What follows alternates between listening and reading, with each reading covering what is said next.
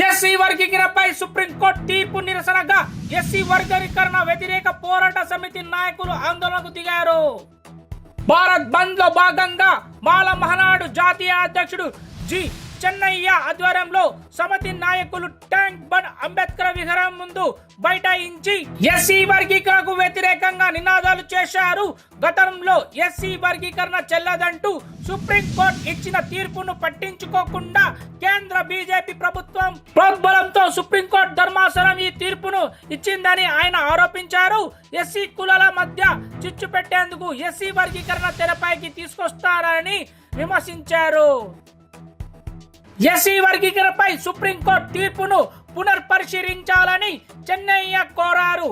ఈ సందర్భంగా రోడ్డుపై బైఠాయించేందుకు ప్రయత్నించిన వారిని పోలీసులు అరెస్టు చేసి అంబర్పేట్ పిఎస్ కు తరలించారు.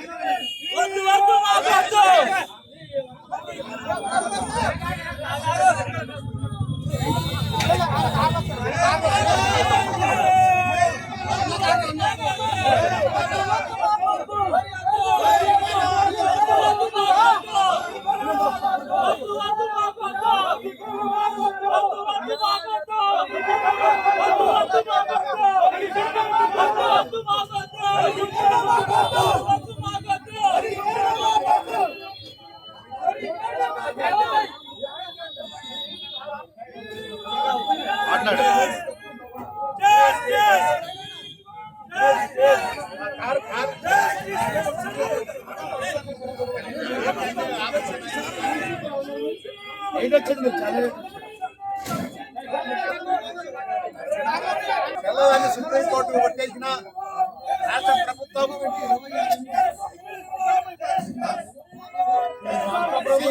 వ్యతిరేక పోరాట సమితి ఈ చెన్నైను ఏదంటే సుప్రీంకోర్టు తెల్లదాన్ని సుప్రీంకోర్టు తీర్పిచ్చిన మళ్ళా అదే కోర్టు చేసుకోవచ్చని ఇచ్చింది. అది తప్పు.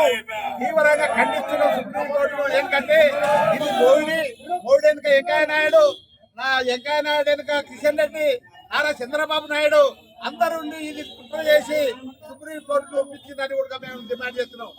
అదే కోర్టు ఎన్నిక తీసుకున్న దగ్గర రాష్ట్ర వ్యాప్తంగా ధర్నాలు, రసరోకలు అన్ని బంద్ చేస్తున్నావు. ఆంధ్రప్రదేశ్ కానీ, ఈపీ కానీ, మహారాష్ట్ర కానీ అన్ని రాష్ట్రాలలో బంద్లు పెట్టావు.